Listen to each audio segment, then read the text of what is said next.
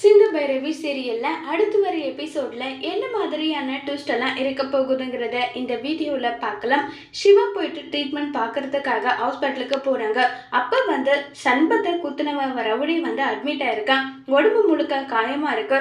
என்ன இது உடம்பு முழுக்க காயமா இருக்கு, இது எப்படி அடிபட்டுச்சுன்னு சொல்லிட்டு சிவா வந்து கேக்குறாங்க.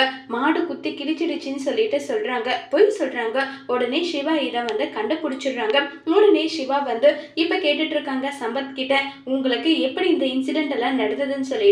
சிவாவும் சஞ்சய் ரெண்டு பேருமே வந்து கேட்டுட்டு இருக்காங்க. அப்ப வந்து சொல்றாங்க, ஆறுமுகம் வந்து சாக்கு பையில என்னுடைய முகத்தை வந்து மூடிக்கிட்டு இப்படி எல்லாம் பண்ணிட்டான்னு சொல்லிட்டு எல்லாம் சொல்லிட்டு இருக்காங்க. அப்ப நீங்க என்ன பண்ணீங்கன்னு சொல்லிட்டு கேக்குறாங்க. அதுக்கான பதிலும் சொல்றாங்க, நான் வந்து என்ன காப்பாத்திக்கிறதுக்காக நான் வந்து சின்னதா ஒரு கட்டி இருந்தது, அதை எடுத்து கிழிச்சேன்னு எல்லாம் சொல்லிக்கிட்டு இருக்காங்க.